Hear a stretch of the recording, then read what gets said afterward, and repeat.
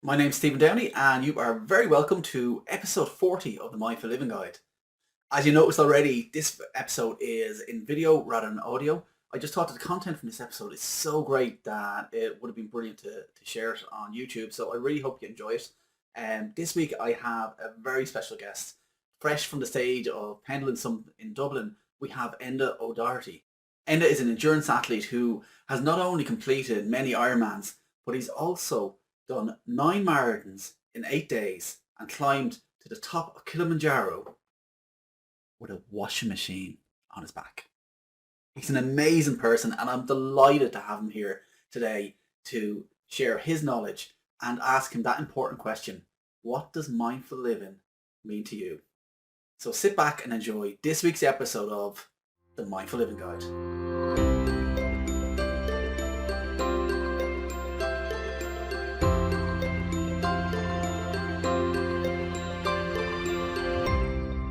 Welcome to this episode of the Mindful Living Guide with our guest, Enda O'Doherty.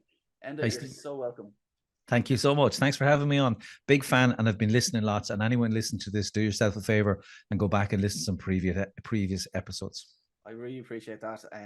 I look back actually, and we've been messaging each other nearly 2 years, and you were listening since then. So I really appreciate the support. It means a lot to me. You're welcome. You're welcome. Enda, you're fresh off the stage at Pendulum in Dublin last week, and even all weekend I've had massive praise for your talk and the difference you make to people's lives. And it's been a hell of a journey to get there. But what's it like to be at the top of your game? Do you know what? I don't think I'm on top of my game. And after Pendulum, there was an after show party, and we were all chatting, and there were people coming up and asking me for selfies, even asking me would I sign programs and stuff. And like I just kept looking at my wife and going, "What the hell is this about?" Like it's not me. I think I asked Keith Barry on my own podcast. I said to Keith, "What's it like to be famous?" And he said, "I'm not." And I said, yeah, come on now, Keith. Everyone, you're on TV and movies. And he said, "I'm well known." And I said, "What's the difference between famous and well known?" And he said, "Well, I want to stay grounded. I want to stay a good person." So it was a brilliant experience. But for staying calm and keeping your values, I think you can't beat those things. Somebody was slagging me. They said, "What was Michael Johnson like? Or what was this celebrity like? Or what was Barney McGuigan like?" So what I did the first day of the convention was I stayed out of the speakers because I didn't want to frighten myself. You can stress yourself by looking at other people and doubting yourself, but you can also ground yourself. So what I did was I went and spoke to every member of staff I could find in the convention center. Yeah. So hello, Mary on the front desk, if you're there, or Carlos in security. And I went and talked to all these people and found out about their families and found out about what it was like to work in the convention center, what events were on. And they were real people, and it was lovely. And the amazing thing is, like, I stepped on stage the next day and I had 50 people in that building who greeted me when I came in and were rooting for me, and who knew my wife. Like, my poor wife nearly died because everywhere she went in the building, security were like, "Oh, hello, Maeve. Hello, Maeve." But like, it's keeping it authentic like that is good, keeping it real. But it was an amazing experience. We talked there before we started recording. When you're talking about things that are important in your life or things that are emotionally, tough times in your life, it's like pulling the scab off a knee. It can hurt a bit. And I definitely was shocked afterwards. I mean, talking about being suicidal and talking about alcoholism, it's a really good thing. It's a really important thing to do. It's a privilege to be able to tell a story that, like, I step on stage and I always think, just one person, if one person hears this story and one person decides to live because of what I've said, what a brilliant job I'm doing, and but I will say, when I came off stage, I was completely devastated, sat down and cried like a baby. It's like all the pain from that scab getting pulled off just hit you at once. Yeah, I think, people ask me when I like my backstory for anyone who's listening to this is, as my wife calls it, midlife crisis part one. I carried a washing machine from Belfast to Waterford, which was 9 marathons in 8 days. And the first question I get asked, am I money laundering? Am I out for a short spin or a long spin, Stephen? I get asked, is it a real washing machine? The washing machine was the same weight as an average 12-year-old, right? And if you picked up a 12-year-old and did 9 marathons, it would hurt like hell. But it's not the weight, like, people listening to this show, I'm sure, will have an interest in mental health. And, and being mindful and living a good life. And the problem that you have in your life, it's not the size of the problem, it's how long you carry that and how big that seems to you. Like there's a pen on my desk there. If anyone's watching this on YouTube, that pen is not heavy, but if I extend my arm and hold that pen for long enough, that pen will take my arm off. It'll hurt like hell. And I suppose that's why I carried the washing machine. It was a simple mental health message. In Ireland this week, we will lose 10 people to suicide. And those people die mostly because they felt the load they were carrying was impossible to bear and they didn't put it down. And my simple mental health message with the washing machine was ask for help, put it down, because the minute I put down my load and asked for help, my life improved dramatically. But 9 marathons in 8 days. And then midlife crisis part 3, as the wife calls it, is it even sounds strange saying it to you, but I went to Africa, to Kilimanjaro, and I climbed the world's tallest freestanding mountain for some reason with a washing machine strapped to my I'm laughing at myself, Stephen, strapped to my back, but what an It adventure. sounds funny, but like I just think you've brought such a focus over the year, though, to mental health, because it's such an analogy that we do literally walk around with such luggage on our back that nobody can see, and to actually give someone a vision, something I know you always joke about yes, just tongue in cheek and all that, but it was such a powerful message for a lot of people to see. Yeah. Um, Yeah, well, I'll be honest, it was a media idea too. Like, if anyone listening to this, I'm sure has raised money for different charities, and it's so hard to come up with something different or original. But instantly, like every newspaper, every TV, like I did an interview for, I don't know, it was the flipping Dubai Times, and someone sent me an article in some newspaper in Tokyo about this Irish fellow with a washing machine. Actually, the funniest one was someone sent me an extract from a climbers magazine, and it was like a blog or a discussion thing, a forum, and they were just they were actually discussing, did somebody go up Kilimanjaro with a washing machine, or was it a joke? Like, is this Irish guy, did he exist? And it was it bits of doesn't it. sound real. No, it doesn't sound real, but like it grabbed media attention. But like the message was so simple and powerful. Put the bloody thing down and ask for help. And it worked. We got enough money to open a mental health facility here where I live in Waterford City, and like I've lost track of the amount of time someone has come up to me and said, thank you for saving my life, or I found the courage to say something because of your washing machine. And And I can do telepathy, Stephen. There's people listening to this saying, where's the washing machine now? It's in the shed. 5 years later, I can't throw it out. It's like my best friend. I go out and look at it. I'm not talking to it now, but I go out and look at it, and I have such it, fond memories of it. Like, oh my it's God. it's like someone having a World Cup. Like you'd have to go back and just revisit it every now and again. Just go back and just see the Yeah. trophy in the garden. Yeah, yeah, it's so weird. I mean, like on the walk from Belfast to Waterford, I lost all of my toenails. I lost the fat pads in my feet. I had hallucinations. Like within 2 days, the main road was a giant snake. It was really bad. I had what can only be described as Chernobyl diarrhea. It literally glowed in the dark. I was in bits. I was listening back to another podcast you were on, and you were saying that at one point, did a friend have to stop you and tell you to stop taking drugs?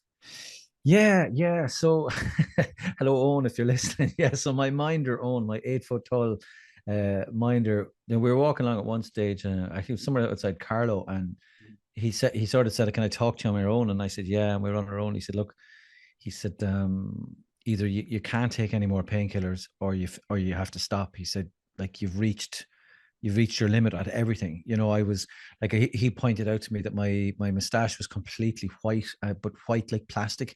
It was covered in salt crystals. Right. I was Yeah. completely dehydrated.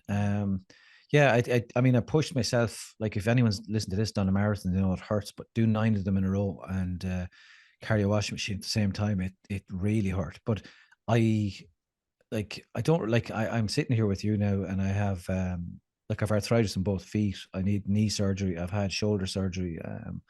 Like I proper broke myself and beat myself up. But the thing is, it was such an amazing helping people, doing something good. Made it's completely worth it. It's absolutely completely worth it. The um the resilience you needed, like that, like people don't just go out and just do things like that. They have to have an ability to dig deep. I don't want to focus on before all this, Yeah. and I know you're very open about there was a period of alcoholism in there as well. But what created that resilience and that ability to just keep going and not give up? Oof, well, it's persistent, consistent effort allows people to do great things. So if you think about what your weakness is, my like this is one of the things I spoke about at Pendulum. My superpower is something that was killing me. So I'm an alcoholic, which means I was drinking huge amounts of alcohol. I was going to die from alcoholism, but and for a long time I was ashamed about it and embarrassed telling people, that I was an alcoholic. But in recent years, I've suddenly realized that your weakness can be your superpower. So, like I want to do a TED talk. We were saying there, and I've just switched on my focus to TED talk, and I'm telling you, it will happen because I can't switch it off.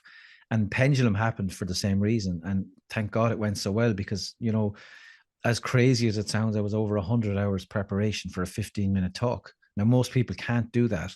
So my weakness is one of the reasons the resilient came from. I think the other thing too is I'd hope I have great empathy as a person. And like, I know what it feels like to be absolutely crippled with anxiety and powerless. I know what it feels like to be in the darkest depression, that you're walking around and it's like a black fog. You can see the bloody thing, you can taste it, you can smell it. And the level of sadness and fear is so big that you're starting to contemplate ending your own life because you want to escape this feeling. And I swore to myself, Stephen, I promised myself that when I got sober and when I got fit and I got strong, that I was going to put my hand into that cloud and pull someone else out of it. And that's partly where the resilience comes from.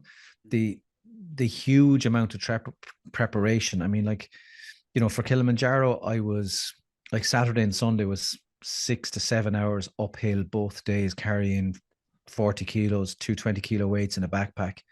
Um, like you had to be able to do these events. People sort of see the event, but they don't see the huge effort. Like I've done a couple of Ironman events, which was good. Literally going to say, like before this though, you trained for Ironman, so you had done some extreme events before that. Yeah. So for anyone listening, the Ironman swim is 4K.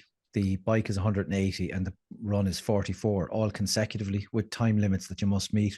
I like numbers don't make sense to people, Stephen. So if we go with this, go to your local swimming pool with 2,000 people and do about 250 lengths. Get out of the pool, and if you're listening to this in Dublin, cycle to Cork. And when you get to Cork, run the Cork City Marathon. That was that was as crazy as it sounds, but like to do that, I had to for a year every morning before work. You had to run for an hour, come in the evening, get up on the bike for an hour or swim for an hour. Saturday was usually a 5 hour bike and a 1 hour run for a year. So people think the iron bit of Ironman is they see the event. People think the iron bit of the washing machine. It's the process. It's the ability to keep knocking it out. I think people are always fascinated with the pain. There was a friend of mine walking with us on somewhere on, I don't know, marathon 7 or 8, and I said to him, I need to pee. He said, go over there, have a pee in the gate. And it's quite difficult to pee with. I don't know if you've ever peed with a washing machine on your back. It's quite Not it's recently quite now, no. it's quite difficult. And but he said, look, there's a gate. Strap down that washing machine and give it a go. She said, he said to me, there's a big gate, go over there. Yeah. And I don't remember saying this to him. He said this to me a couple of weeks afterwards, that I turned to him and I said, no, I won't go to the toilet until I can't take the pain in my bladder. And he simply said, why? And I said, the pain frequency for my bladder is different from the pain in my feet. And I get some relief from my feet because I'll be feeling my bladder's really, really hurting me. And he went home and he said to his wife that night that he suddenly realized that while he was with me, I was in a parallel universe. He said, when someone is trading pain types, he said he realized I'd gone to a different place. I think too, I don't know if did you ever have a really good conversation with someone in the car, Steve, when you're driving and, a long drive just goes in 2 seconds? It's not that I have huge tolerance for pain, but I can go so deep. I can be like, I'm loving your logo and your poster, but I can be so deep in mindfulness. I can go like it's pretty much trance. Like I don't remember big chunks of it. People say to me, do you remember that really funny man we met? Or do you remember that gorgeous girl? Or did you see the house with the 3 cars? And I'm like, nope, saw nothing. Picked a spot on the road. People often think I'm praying because to relieve the pressure on my chest and my shoulders, I put my 2 hands together like that out in front. And I would literally stare at my 2 thumbs, and I can do that for 10 hours. and I'm like, I've left the planet. I'm And how long, when you were walking from Belfast to Waterford, like how long was you going each day? Like, like obviously So there's we roads, planned to do aren't 30 miles each day was the target. you? Right. So just over a marathon. Yeah, yeah. But But time wise, like this is like you're talking oh, it like was this is eight, eight, 9 hours. $9. I had one really bad. The first day I nearly messed up. One of the girls who was with us, I was having a great day chatting along. I took my eye off the game, and you can't miss your heart rate. You can't miss your drinks, your food. You have to be professional. You have to have a medical crew. She started telling me that the reason she came was that she had lost her boyfriend to suicide, and that's why she came with me. And she told me, really sad personal story, and I listened, and I stopped eating for about 40 minutes an hour. I stopped drinking, and I was on about 700 calories an hour. And we got back to the first hotel, first physio, and I had a seizure. I went into it's like a hypoglycemic shock. Like my Yeah. body was totally out of sugars and salts. And yeah, I literally stiffened top to toe and bounced. I was shaking out, and I should fright some of What the did the younger crew people with think? me. You see, this the thing is, I said to people, one of the great things you can do in life is always surround yourself with positive, brilliant people. Yeah. I had a super professional physio team. I had Des O'Mara, and Des brought 3 or 4 physios to every hotel we stayed in the whole way down, and Wow, he brilliant. had seen it before. Des just put those foil blankets around me. Yeah. He opened my mouth and he poured sugar under my tongue and held my hand. He said, "You'll be okay. Just the pain will subside. You'll be okay. Breathe into it." And I was okay, But Yeah. the same on First. Kilimanjaro. Like we traveled. We had a full medical team. Like we had a proper doctor, oxygen, steroids, everything with us. And because it's some of it was day. I mean, we had not in our group, but there was a group behind me on the mountain on summit night, and there was a young lady, 32, a CrossFitter, and she lost her life on the mountain that night. And Lord. it really brought home to us. But the final night in Kilimanjaro is it's not easy, even if you're not carrying a washing machine. Is it No, 14, no, 15 hours or so, or how long? yeah. So like the weird thing, for anyone, like Kilimanjaro it's no steeper than Slieven na Mon. It's just a long rock. It's easy physically to go up it, but the problem is temperature and oxygen. So like I got altitude sickness on the first day, threw up all over my wife. On day two, like I can bench I can lift 170, I can bench 115. And on day two, it took me an hour and a half to eat a slice of toast because it was so heavy. I couldn't lift it off the plate. That's what altitude sickness is. It was just horrendous.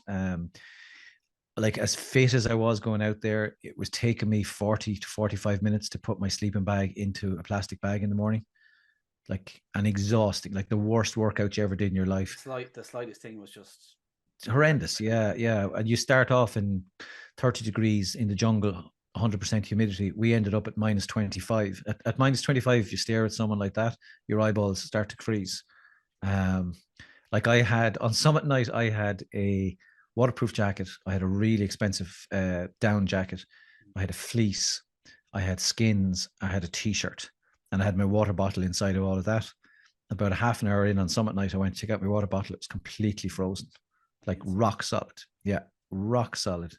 On summit night, about an hour and a half from the top, my medical team turned to me and said, "Enda, you have about 10 to 15 minutes before you die." My oxygen saturation level was so low. If it was at sea level, I would have been in an ambulance. And here I was trotting up the mountain with this thing. So, um, But you did the, get there.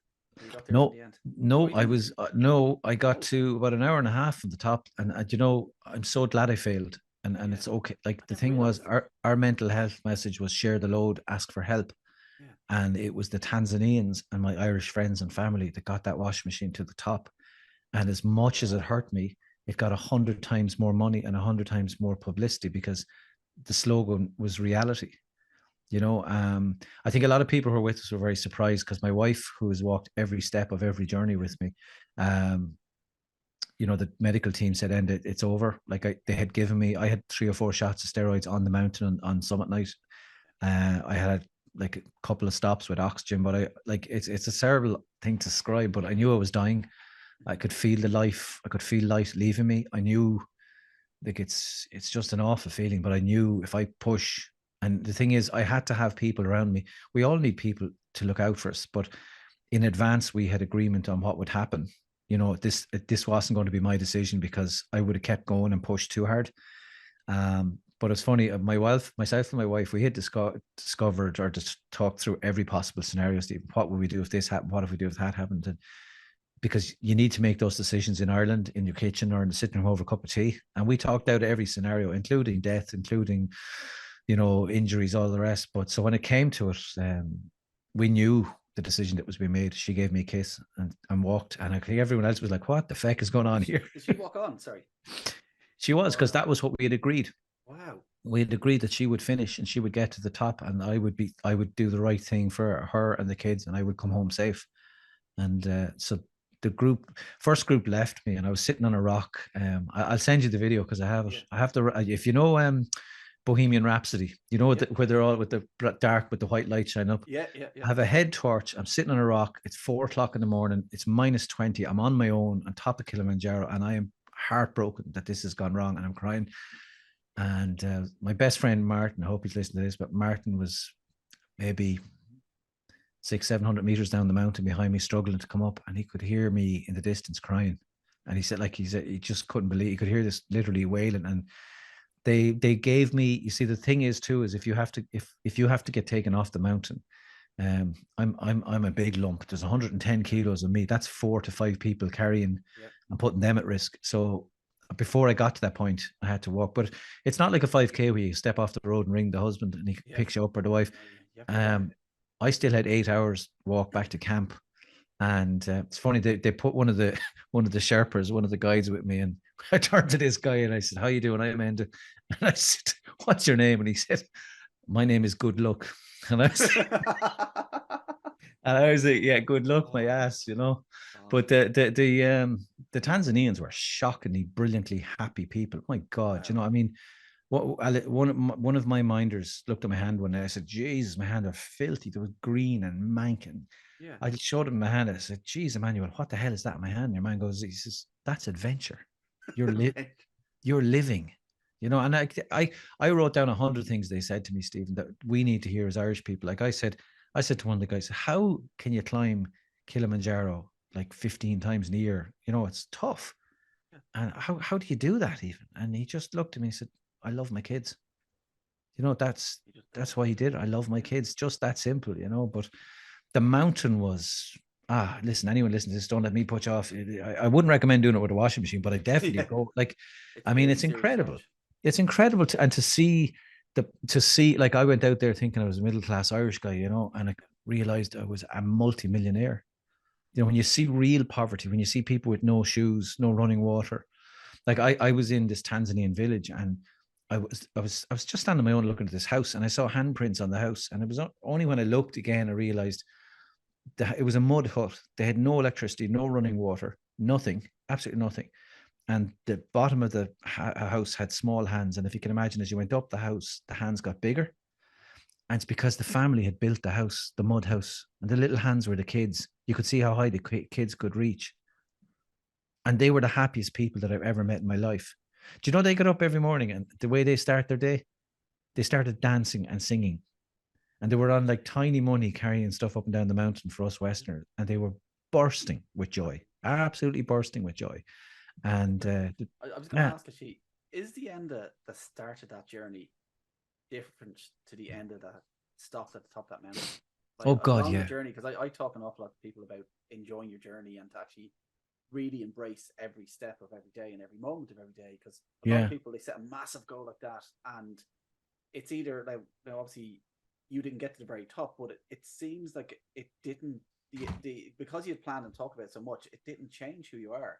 But I'd say that what kind of difference did it make, though, every step of that journey to you personally?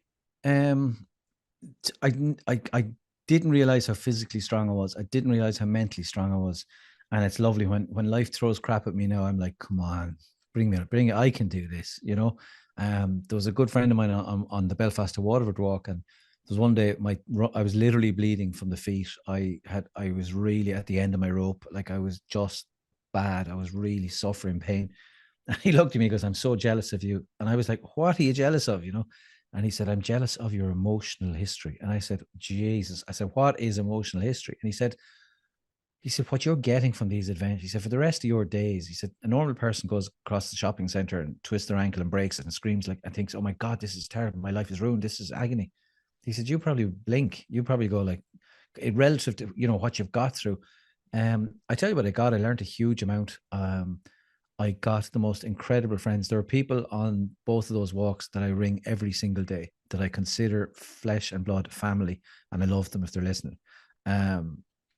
Like I learned, not to be so hard on myself, like to be forgiving of myself, to be kind to yourself. If most people listening to this, Stephen, wrote down every time they had a negative thought this week, write down that negative thought.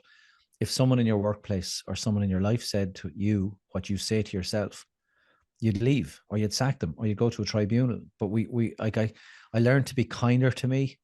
I think I learned too that, and I don't want to sound like, like one of these American motivational speakers. Apologies to any of my American friends listening, but I learned the power of dreaming. Like I'm liberated. I can dream the most incredible things and pursue them, and not to feel, oh God, why not me? Like, oh God, I couldn't do that. Like all of these adventures have really set my thought process free. It's like a limitless power within you. Then. Yeah, and it sounds gobbledygook, and like if someone came near me with like I don't know, like and told me they had a magic crystal or so, I'm not that mad spiritual person. I don't have these like beliefs, but I can feel it. I can actually feel the difference in my life that I'm liberated, that I can do more things, and sometimes people nearly have my beatified, Stephen, because I've done so much for charity, talking mental health. And then I say something really inappropriate or tell a filthy joke or fart, and they're like appalled, like Saint Enda has said something terrible. But yeah, but like I want to escape the bad things and bad feelings. And one of the things I discovered, like, and if anyone's listening to this, I swear to God, it works, is helping other people is the best possible therapy for yourself. Like, I had a horrible journalist ask me a question, one of the worst questions they've ever been asked in a podcast or an interview.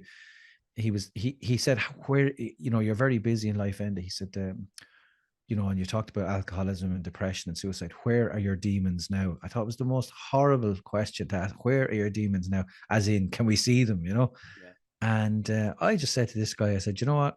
They're with me. They're inside me. But right now, they're on page 10 of a very long list. They're at the end of the page. I said, I'm too busy doing stuff. I'm too busy learning, too busy helping people. It helps me, But like, I couldn't tell you how much I learned. Like, so many skills, so many new adventures. Like, it's just like I'm just a regular Joe. So somebody very kindly gave me a gift of a safari for going to Africa and raising all the money. It was one of the days after, And like a lot of people, I've often been as a child up to the Azoo. Jesus, to see a bull elephant and his wife and the baby elephant walking towards you, and the guy in charge says, nobody's to talk, they'll charge, and you're holding your breath, like, holy God. Or like to see, we actually saw a leopard chase down a gazelle and kill it in front of us, and the whole lot of us standing there like just amazed at these things, like what an adventure. I mean, my book, I don't know, have I got a code? Jesus, no, I don't have anyone one. that's listening. Oh, it's on the screen. How stupid am I, Stephen? Look this side. Look, the fucking it's called I'm Fine. And actually, it's very interesting because the image on your book, obviously it's about mental health, especially the struggles of people, but I just think it's so amazing that the outside on the image, if anyone that knows of this book, it's called I'm Fine. And if you look it up, because the image of Enda on the front of the cover is someone screaming. It's someone in so much agony and so much pain, and it's such a contrast to the title. Yeah, I'll tell you, I'll give your listeners, because they're for tuning into your podcast, I give them the sneaky truth. So we went to the photographic studio, and when we were getting the picture taken, I was doing, I was doing the Obama shot, looking out the window, figuring out life, these sort of, presidential photos. Yeah. So about 3 hours into makeup and lights, I was like, oh my God, I want my dinner. So I said to David O'Sullivan, the photographer, brilliant photographer, I said, David, are we nearly done? He said, "Yeah, probably another hour," he said. And at that point I went, as in I'm starving. And he went, click. He Go on. said, that's the one. And I went, what's the one? And he showed it to me on the screen. He said, that's perfect. I like the opposition of I'm fine with someone screaming. It's absolutely beautiful image. He said, we'll keep it. And I was like, no, no, no, no. I want like, I want to be, something noble or, intelligent looking. But, someone described it really well to me. They said it's a perfect cover for radio or a perfect cover for a podcast because it does say I'm fine. But the truth was I was screaming. Like the funny thing was, like when I went into work, Stephen, when I was at my worst, I was drinking 4 bottles of whiskey a week. My Friday night drink was a Many bottle of listeners don't know, you were a geography teacher, wasn't it, originally? geography teacher, assistant principal in school. I would have been drinking 4 bottles of whiskey a week. My Friday night drink was a pint glass of vodka. I'd nearly always drink a bottle of cough syrup with a pint glass of vodka, if you can imagine that. Like it would kill a normal human. But the funny thing was, alcoholism, like any addiction, takes all sorts of shapes and forms. I'd never be out, never late. I was suited, booted. I'm the happiest man you ever met in your life. I was out, the fellow in work who, if you had a problem, he'd fix it, Yeah. cracking a joke. I had 3 kids. Like all the kids were bloody max points to the leaving cert. They're all PhDs. They're good people, a beautiful wife, lovely house, gorgeous car. Like I had everything. But like I tell people, the truth was I had everything, but I didn't have happiness. I didn't have my peace of mind. And Did other people know? Do you take like obviously you were keeping to yourself and you had all these masks that you had yeah, on, but do you think other people knew you were drinking so much? no, not a chance. Not a chance. Like it's like at the core of any addiction, people often ask me that, I'm asked to speak about it. At the core of addiction is dishonesty. I lied to my wife, I lied to my kids, I lied to my family, I lied to my parents, but I lied most of all to myself every day. It's calculating. It's a snake. I was a snake. Like I'll give you a simple example. So if there was a staff night out at 8 o'clock on a Friday night, I would tell my wife that I was walking into town, and instantly I would get praise for not driving. Like that's good, isn't it? Drink, drive, don't do it. I didn't do it. So I got the praise. But I would move the time an hour forward. So I'd walk to the event myself. I'd go past our local off license. I'd have a half, shoulder of vodka, nagging of vodka in a bottle of Coke, walking to the pub. When I get to the pub, I would have told everyone, most people, if it's at 8 o'clock in Ireland, people arrive at 20 past 8, half 8. I was there at 7. So I could have 3 pints, 3 paddies, 3 whiskeys. So at this stage, I've had half bottle of vodka or nagging of vodka, 3 or 4 pints, 3 or 4 whiskeys. First person comes in, I might have a paddy or a whiskey or a pint. And then they'd say, will you have another one, Enda? And I'd say, I probably won't. I'll take it easy because I'm working tomorrow. So I got the credit for not bringing the car, credit for In their walking. eyes, there was the saint that went home early. There was the saint that went home early, and I had probably more alcohol than 5 people in the room. And when I went home, I probably would have had a few brandies. But like that was typical. Actually, the book's even interesting. We had the book finished, and it's available on my website, endao'doherty.ie, and I'll put links to all this in our podcast thanks. I notes. mean, it's still available in bookshops. It hasn't made the bargain bin yet, but we would finish the book and it was due to come out, and COVID struck, and like a lot of people in Ireland, we went mental on gardening. Our garden turned into a snooker table. Like it's just immaculate. It still looks good actually. Brilliant. But our garden shed was falling apart. So we had it 100 years. And when we went to remove it, my wife and myself were tidying up in the garden, and I see a bottle, and I see another bottle, and I see another bottle, and I see another bottle. And she's, God, look at all the rubbish. And I stopped her and I said, no, that's not rubbish. I said, they're bottles that I was drinking. And like what I used to do was we had, like we used to bring back all the cheap wine from France, like Yeah. my joke was that if we ever crashed coming out of Rosslare, the kids would drown because we had that we had that much wine in the car. But like, she'd send me out to the shed to get a bottle of wine. I'd bring the corkscrew with me. I'd open the bottle of wine. I would scull the entire bottle of wine in 20 seconds. Bang, the whole bottle. Open a second bottle of wine, pour her a large glass, pour myself a small glass. She'd say, will you have another glass? I'd say, do you know what? I don't fancy it tonight, Or what I'd often do is I would drink the bottle of wine, pour an inch of red wine into the wine glass, and fill the wine glass with vodka.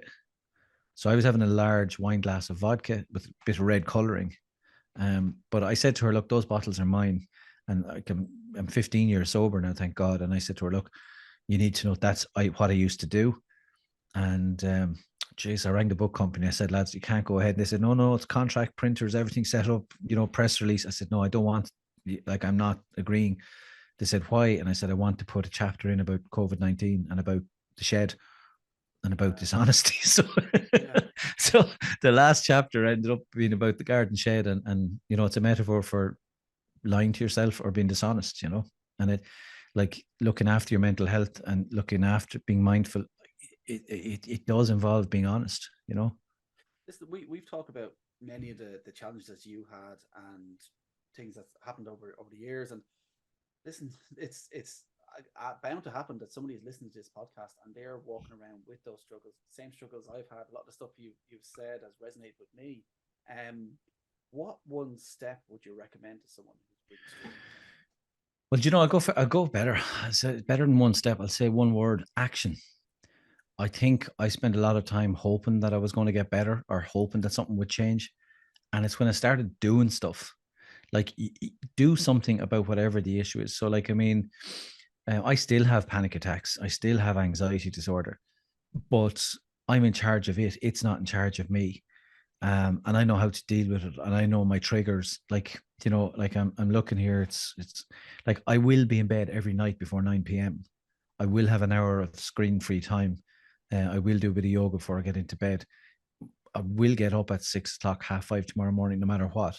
Getting up tomorrow morning at 5:30 means tomorrow night I do not need a sleeping tablet. I get into bed and I go 3, 2, 1, gone, pig, snoring. I cannot let a day go without lifting or going to the gym. I have to exercise. It's my antidepressant. It's my happy pill. You have a care bag there that you know what to. Yeah. I love kebabs. I love dirty takeaway. Jesus, dirty taco chip. You can't beat it. Yeah, but I know too, when I eat crap, I feel crap. And when I eat well, I feel well.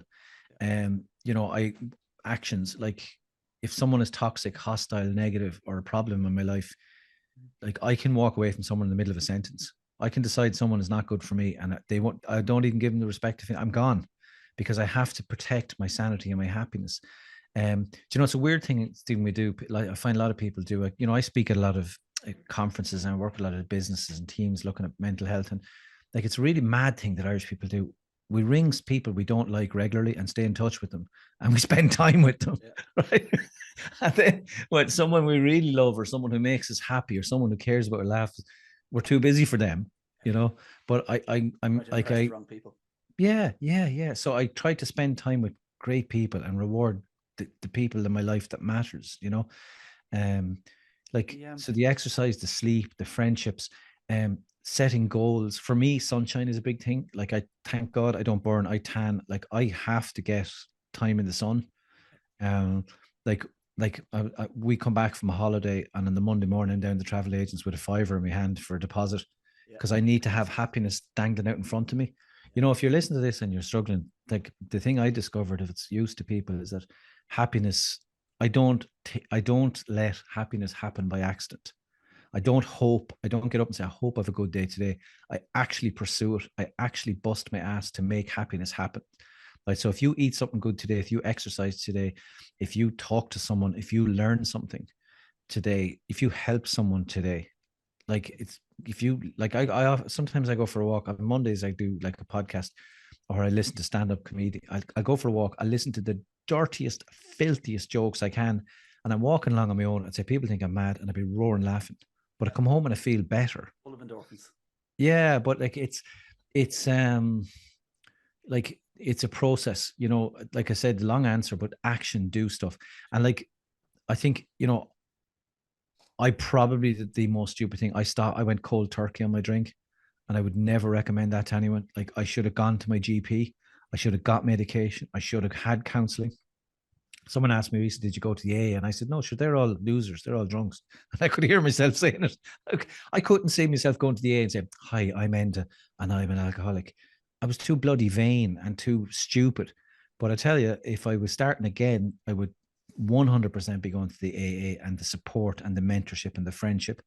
I'd 100% be going to my GP. I mean, I could have killed myself what I tried doing, stopping, and going complete cold turkey from the amount I was drinking, But like, long answer, Stephen, actions, do something. Like, tell someone, talk to something, try something. Like, you might think meditation is useless and it's not for you, but it could be the key. And you might think, how could ballroom dancing cure my depression? But it could. Like, I would say to people, if you're genuinely unhappy and if you're struggling, don't be a prisoner of it. Fight like hell. Get off your ass and fight for your happiness. Take it back. You deserve to be happy, Keep trying and trying, and eventually you'll find You'll the find a thing that combination, makes yeah, or you you'll happy. find people, or you'll find something. It's waiting for it to end, I think, One one thing it's that not good. I'm getting from everything you're talking about, from the routine you have in your day, the love you have for your wife, your family, everything like that. It just seems like moments. You've you've just such an appreciation for life now. And there's a question that I've asked every single guest Oh and no. on this podcast, and it's an important one. You've listened to podcasts, so you know what it is. But I just think it's very important that, like you mentioned, mindfulness there, and it might be for some people, it might be others, but there's so many different interpretations of mindfulness. And one thing I love about it is that everybody they'll find a way, a part of mindfulness that works for them, whether Yeah. that's is meditating every morning, every evening, or whether that's just pausing during your day, or it's just stopping and looking out for those moments in life that appreciate them. But for yourself, Enda, what would mindful living look like to you? Oh God, it's such a hard question. I suppose you were talking about looking after your mental health. That's mindful. Like, being aware that you're of value, being aware that you're lovable, and be aware that you need to take care of yourself. Mindfulness for me is not like I got caught up in a treadmill of drink, sex, drugs, rock and roll. Like, life was spiraling away. Mindfulness is the exact opposite. It's stopping and saying, you know what, I need to be careful here of the number of takeaways. I need to drink less. I need to tell that person I love them.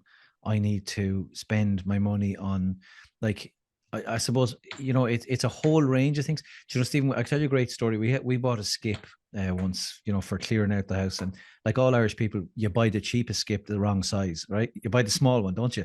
And then you stick as much as you can on the side and fill it in, right? So we were running out of space and we needed something to prop up the side of the skip. And my wife said, "Oh, that bookcase inside, so we're never using it again." So I got a hammer and bang, bang, bang, hit the bookcase, and we put it on the two sides of the skip. And then we were able to put twice as much stuff in. So it was a summer's evening. I was dripping sweat, and she came out with a lovely glass of water, and we sat down and we were looking at the skip, and I was covered in dirt. And I said to her, I said, "You remember the day we got that bookcase?" And she said, "Yeah, yeah, years ago. We'd saved up, and it was a furniture shop in New Ross, and we went over to buy it." And I remember we, like, when you get married first, new objects, we used to sit looking at the bookcase like, wow, we have a bookcase. And here it was years later, beating it with a hammer, and it was reduced to the side of a skip. And we're a good team, thankfully. We're together 35 years, and we're of a similar mindset. She's the kindest woman in the world. She's the most gentle person. And it was literally on the front door of the step. We sat there and we said, "That's it. We're not spending our money on objects anymore. Okay. You need a car, you need a house. But after that, let's spend our money on experiences. Let's spend our money on joy." So we spend our money on travel. Like, I love, like, every penny I get, I travel and I go somewhere, you know. So like, we went to Florida this year, but we did the Disney thing, but we did rural Florida. We went to the place like where they'd never seen an Irish person before. You know, we were like three-legged giraffes the way they were looking at us. But I went to Vienna and we went to London. I went to what did I go to see? I love my music. I went to Hamilton because I love hip hop. We went to Alexander Hamilton. But like, some people say, "God, you're having a great life," but I haven't a Rex, I having a fiver in the bank, Yeah, but you're and happy. and be happy. And there's bits of the house falling down, but like, mindfulness is about looking after you, and realizing that, like, I said it at the pendulum thing, that the average person listening to your podcast lives 28,000 days. That's very, very little time. So for me, mindfulness is about being aware of who you are, what you can do in the world, and how you can get the best out of your life. You know what? I was speaking at a conference in Baltimore, and I said, I don't know, like I said a lot of gobbledygook motivational things, but one thing that went mad after the conference was I didn't realize it just came out. I said, you know, the fundamental thing about us as humans is our humanity, our ability to communicate and help other people. That's what makes us special. And it's all of those things together for mindfulness. Like I'm not, I've tried mindfulness in terms of meditation, Stephen. I tell you, I've that a pint of shavasana is your only man, but I the first few times I went to yoga, the first night I was there, it was lovely, it was really nice, and there's a brilliant yoga practitioner in Waterford called Stephen Rocket. The man is a gentleman, fantastic guy. But I was doing my yoga with Stephen. Actually, would be a great guy to have on the podcast. He just has such a lovely way of describing life. But he got to the shavasana and I was lying down and I was really relaxing. And I paid my tenner, and then I could hear this fella snoring, and I was like, "Ah, oh, lads!" It was getting louder, and I was like, "I didn't pay a tenner to listen to this. This is a load of rubbish." So I sat up to see where this fella was, but sure, it was me. I was. I was honking, you know. Yeah. I've tried. I'm not great with meditation because I find it very hard for my mind to slow. You know, I'd love to get better at that. You know, I'd say, you know, you asked me earlier about what would you do? Get help, talk to someone, get counseling. Like if I felt dodgy by lunchtime tomorrow, I'd be on the phone. I'd be getting a counselor. I'd be getting help. And if I didn't like the counselor, I'd be out the door in 10 minutes and find someone else. But I'm not rolling around the mud surfing anymore. You know, I'd want a way out. Um, but I remember you know, a couple of years back, the last time I went for counseling, and I remember the counselor said, "What would you like from this process?" And I said, "I'd like some peace." And she said, "What do you mean?" And I said, "My brain is like a firework factory upside down. Like when I listen to music, I can see colors, which is a really weird. I see patterns in music, and she said, "Well, how bad is it?" And I said to her, "Well, we were sitting in her like counseling room in her house, and I could tell her when her motor tax was up, her car insurance was. I could tell her the car reg. I could tell her what year she graduated from university, what grade she got, because these were all the stuff that I'd seen as I walked into the house. And I said, I can tell you 10 books that are behind me on the shelf." And she said, "Jesus, it must be hard living in that head." And I said, "Yeah, sometimes it is, you know." But if you go further back, Stephen, to one of our questions, one of the things I learned too is like everyone struggles. Every single person I know has challenges, has difficulties. You know, the Instagram illusion where you have the perfect wife, the perfect life, it's bullshit. You know, it's like everyone cries, everyone bleeds, everyone has anxiety, everyone worries. You know, it's life, you know. But I think what I've learned is to enjoy it more, embrace it more. Um, I think it's also important. And a couple of guests recently actually have brought the same thing up as well. That, and you said it there just a while ago, that you still have bad days. You still have those struggles. But 100%, yeah. some people think that, yeah, I mean, actually, it's only recently, actually, I was on a stag, and I was telling somebody that, oh, yeah, no, I knew him from 20 odd years ago. And I said, yeah, no, I struggled with my own mental health for a while, and I do mindfulness now. And he turned to me and goes, so you're better now. And I just smiled to myself and I said, well, I have the tools to cope anyway. You know, Yeah, it's yeah. like that some people think that it's like it's switched, like it's just, yeah, you take some medication, you take some counseling, and it'll be better. But No, it's it doesn't work like I that. just think it's an awareness, and like you said, an action that, you know, right, well, I'm feeling like this, and now I know I have to take action on it. Like, and Yeah, it's not getting overwhelmed or going down some negative thought pattern over and over again. That yeah. it like it's a never ending cycle, but it's about having the power and the control. Yeah, it's control, exactly. That's the word. Like it's I have bad days now, but I might have a really bad week, Yeah. but that's as far as it goes. You know, I'm mindful that I want to control it and that I want to do the right things. Like a typical day for me would be like we have breakfast in bed. Like it's, you know, when Valentine's comes and all the lads would be like, "Oh, did you give herself breakfast in bed?" Yeah. We have breakfast in bed every single day Yeah. of our lives. She brings it to me or I bring it to her because she, like, our relationship is the rock that our family needs. So sometimes I'm in so busy in life and I work so hard that I don't see her. Mm-hmm. So we get 40 minutes to an hour together every morning where we plan out the week, the month, everything. So we have our breakfast in bed, we have our coffee. I get up, like I said, really early, 5:30, 6, because it means it fixes the sleeping problem for me. Every single morning where I live right beside Waterford Castle down by the river. It's beautiful. I mean, I was out walking the other morning and there's freshwater dolphins swimming on the river with the castle behind it and the sun coming up. Like that sounds like one of those 1970s posters you'd see, you know. Yeah. But I walk through the woods every morning. It's right behind our house. It's absolutely beautiful. Um, Depending on what's happening work-wise, I'll go to the gym. Like I go into work or I meet people and they're like, Mother God, are you on something? Because by 9 o'clock in the morning, it's mid-afternoon. I'm happy out. I'm charged, you know. And it's funny, you meet like I posted something on Instagram there a few weeks back that I met about 8 or 9 people one morning at walking, and I noticed all 9 had a massive smile, and all 9 gave me a massive greeting. And I was thinking, am I lucky that I've met the 9 happiest people in the world, or is there a connection between the time of the day and what we're doing, or where we were, you know? I think happiness is Um, contagious as well. yeah, it is. It is. It really If you're is. giving off that vibration, people are gonna pick up on it. You know. Yeah, and like through the day, I'm very mindful to write down anything that's problematic or needs to be. I need to take an action or need to plan. I write it down rather than carrying it around in my head and going to bed saying, "Geez, I must ring Mary, must ring Mary, must." I write ring Mary down at 3 o'clock. Mm. I'm really good to taking immediate action. Like can you say hello? How are you in Chinese, Stephen? Not at the moment. Not yet. Okay. Okay, not yet. Now here's the thing, right? You smiled and laughed and you said that. You don't have any guilt attached to it because you don't practice Chinese, right? Yeah. But most people I come across when I'm coaching and mentoring people, most people practice putting things off every day of the week. And they practice putting things off multiple times a day. And as a result, they get world class at it. It's their automatic default position. Whereas my default position is Nike, just do it.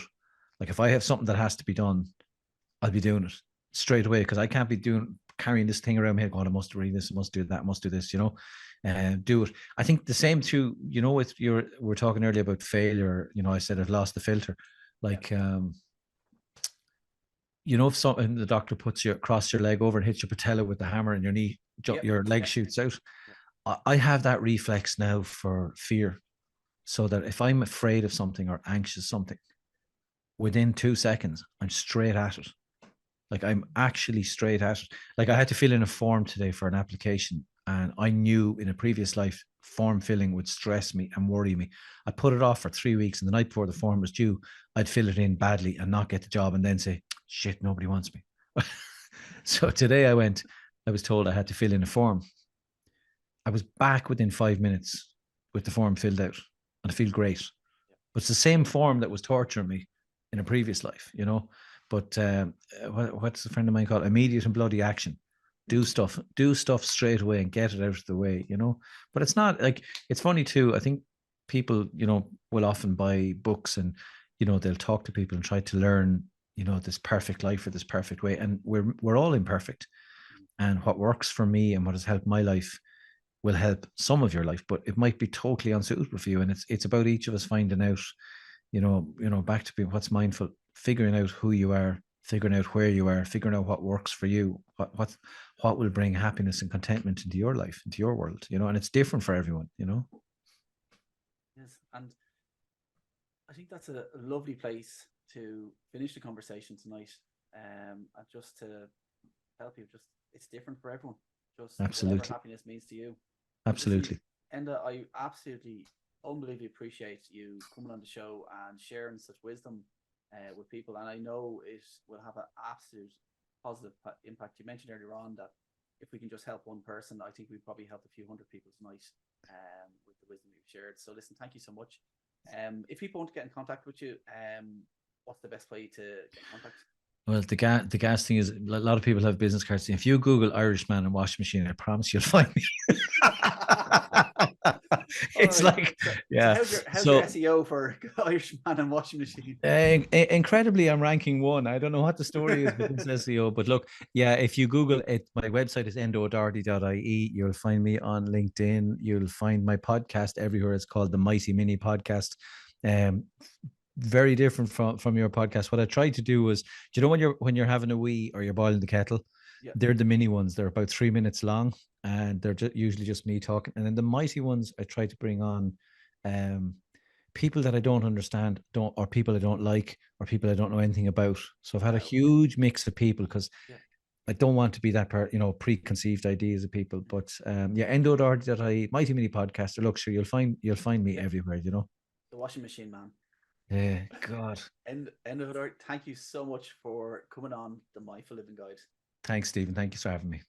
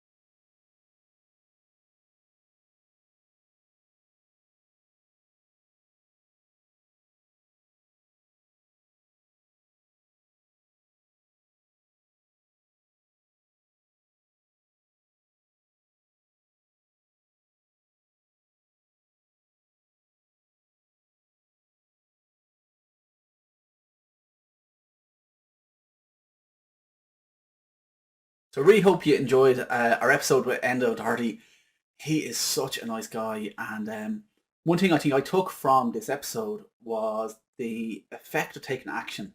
And I've talked about before about we may want to change, we may want to strive, but it's not until we take that action. But we don't need to know the whole staircase. We just need to know how to get onto the first step. So listen, if anything here has resonated with you, I'd really, really appreciate if you could either leave a review or maybe even subscribe to our channel and follow us for more uh, podcast episodes in the future. My name's Stephen Downey, and this has been the Mindful Living Guide.